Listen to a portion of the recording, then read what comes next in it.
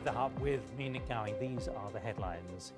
Thousands protest in Pakistan over security failures after suicide bombers killed at least 42 people at a sacred Muslim shrine in Lahore. The new American military commander, General David Petraeus, is now in Afghanistan. Hours before, 6 suicide bombers attacked US aid offices in Kunduz, killing at least 4 people. Now on The Hub, Kazakhstan's Prime Minister Karim Massimov has rejected accusations that the country, this year's controversial chair of the Organisation for Security and Cooperation in Europe, refuses to improve its record on developing democracy, ending torture and improving human rights. Mr. Massimov told me on The Hub that free speech exists in his country. Well, the government controls the country's national radio and television networks. But he told me press freedom is enshrined in the constitution. Kazakhstan, he says, maintains restrictive legislation on freedom of assembly, the internet, and at times blocks a number of websites and blogs. The country promised human rights reforms when it took over chairmanship of the Organisation for Security and Cooperation in Europe, a multi-nation body whose members must improve records on human rights and governments and prevent conflict. So when he joined me from the capital, Astana, I put it to Prime Minister Massimov that many organisations that monitor human rights in his country say nothing has improved under the Kazakh OSCE chairmanship.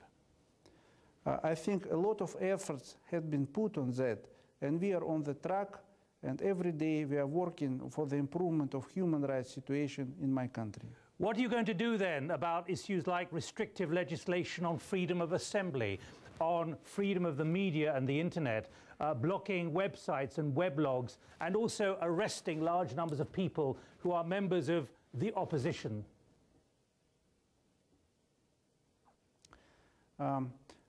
In Kazakhstan, you can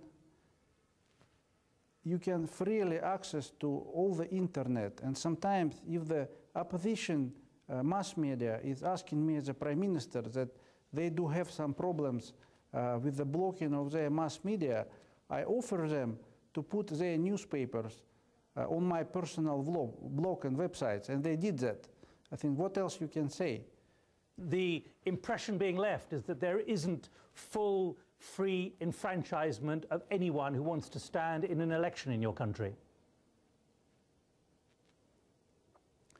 Kazakhstan is a democratic country, and we are on the track for the further democratization of the situation.